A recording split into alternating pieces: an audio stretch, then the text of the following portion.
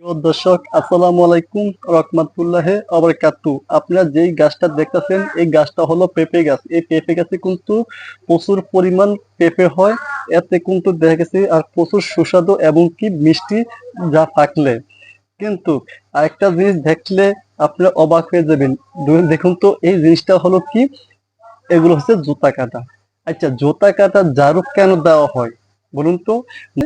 এটা কোনো ওষুধের গুণ কাজ করে যে এর দিয়ে করা হয় এই ধরনের কোনো কার্যক্রম চলে? আসলে কিন্তু তা না। এটা দেওয়া হয়েছে কি লিগা, মানুষের নজর যে বদ নজর না লাগে, যার কারণে কিন্তু এই পেঁপে গাছের ভিতরে কিন্তু জুতা কাটা এবং কি ঝাড়ু দেওয়া হয়েছে। আর আশেপাশে দেখবেন অনেকেই কিন্তু এই কাজ করে থাকে।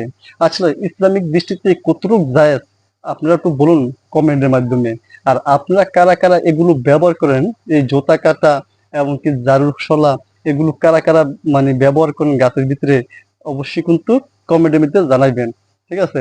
আর এই ভিডিওটা করার মূল উদ্দেশ্য হলো এতটুকুই যে আমার কাছে কিরকম জানি একটু ব্যতিক্রম মনে হয়েছে। ঝাড়ুশলা আর জুতা কাটা দেওয়ার কারণে কিন্তু কেমন জানি ব্যতিক্রম মনে হয়েছে।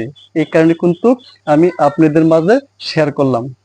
যদি ভিডিওটা ভালো লাগে অবশ্যই অবশ্যই চ্যানেলটাকে সাবস্ক্রাইব করে রাখবেন, লাইক এবং কি কোনো বিষয় জানতে চাইলে কমেন্ট করবেন।